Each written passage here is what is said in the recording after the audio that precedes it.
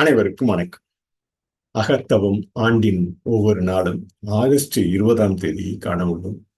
August 20ஆம் தேதி ஒரு சொல்லில் கூற வேண்டும் என்றால் ஒருமை என்ற ஒரு சொல்லை கரந்துரை எழுத்தாகவே கரந்துரை சொல்லாகவே கூறலாம். ஒன்றும் ருசிகரம் ஐயப்பாடு என்று கொள்ளலாம். ஒருமையை ஒன்றும் ருசிகரம் ஐயப்பாடு. முழு ஒருமைப்பாட்டினை எங்கும் சொல்லி எல்லா நடவடிக்கைகளிலும் ஒருமை தரை குறியீட்டினை முத்திரை குத்துகிறது.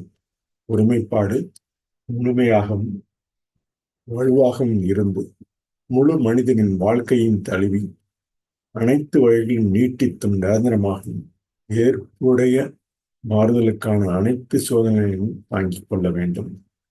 நேர்மையின் நாயகன் விஷயங்களின் நிலையான பொது நீதிக்கு இறங்குகிறார். அவர் ஒரு வலுவான மரத்தை போன்றவர்.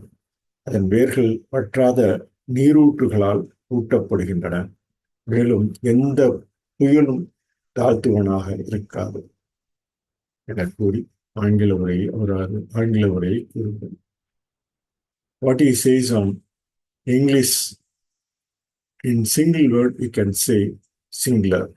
Singular in the sense of acrostic, sure integration number, getting uniformity level and realistic.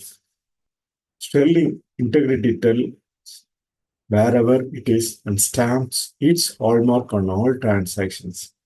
To be complete and strong, integrity must embrace the whole man and extend to all details of his life, and it must be thorough and permanent and withstand all temptation to serve into compromise.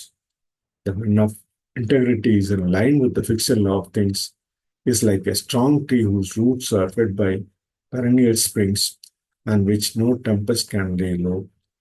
What he says in English in single word, we can say sure integration number, getting uniformity level and realistic. கரந்துரையில் ஒரு சொல்லில் கூற வேண்டும் என்றால் ஒருமை என்று கூறலாம்.